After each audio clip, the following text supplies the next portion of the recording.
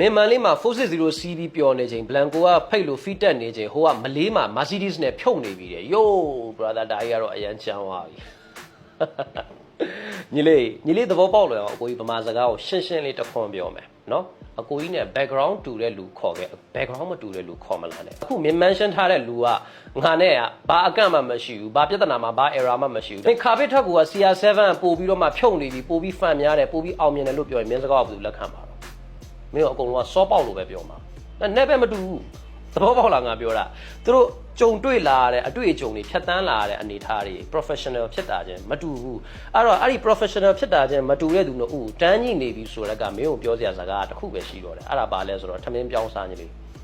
ငါတို့ဒီနေရာကိုရောက်လာဖို့အတွက်ကအနောက်က background မှာကမိဘရဲ့ supporting တစ်ချက်တစ်ပြားမှမပေါ့ဘူးနာအဖေဘက်ကလည်းမပေါ့ဘူးအမေဘက်ကလည်းမပေါ့ဘူးကိုအားကိုပြီးွားတဲ့အခါကျမှကိုယုံကြည်မှုထားပြီးတော့မှစူးစမ်းပြီးရုန်းကန်ပြီးတော့မှဒီနေရာကိုရောက်လာတာပညာအရေးချင်းလည်းမပေါ့ဘူး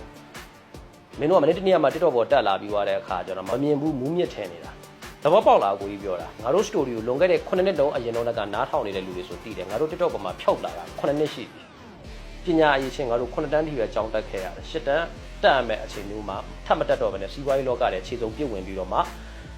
ခုလိုနေထားမျိုးရအောင်ကြိုးစားလာတာမိဘလက်ငုံးလက်ရင်ပညာမျက်မှန်ဆိုင်ဖွင့်ထားတာဒါပေမဲ့မျက်မှန်မရောက်ဘူးမိဘရှိရနေပညာအမွေလည်းမယူဘူးငွေရေးချေးအမွေလည်းငါမယူဘူးအဲ့တိုင်းပဲဆွေမျိုးသားချင်းတွေရှိရနေဘာအကူအညီတစ်ချက်တစ်ပြားမှထောက်ပံ့မှုမှမယူဘဲနဲ့သဘောပေါက်လားဘာစကယ်မှမပါမနဲ့ဘဝကိုကအဲ့လိုအလွတ်ကြီးပလိန်ကြီးရင်ဆိုင်ပြီးွားတဲ့အခါကျတော့မှ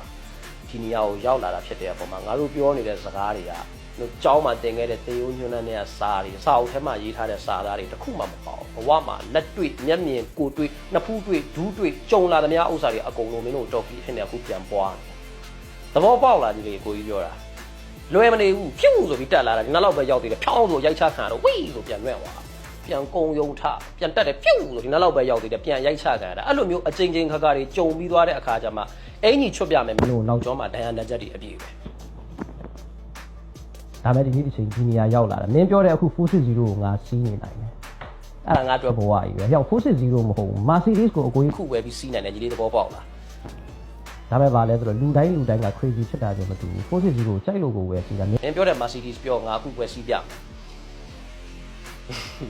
ဘောပေါက်လားညီလေး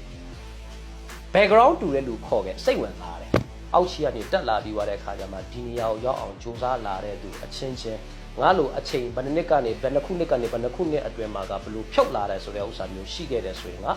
ခေါ်လာမင်းတို့အဲ့ဒီပွဲငါရအောင်တဲပေးမယ်မင်းတို့ကြည့်လို့ရအောင်သဘောပေါက်လားမဟုတ်ရင်စိတ်မဝင်စားအောင်လည်းပဲမတူဘူးကကိုကြီးပြောတာသဘောပေါက်လားဒီလေ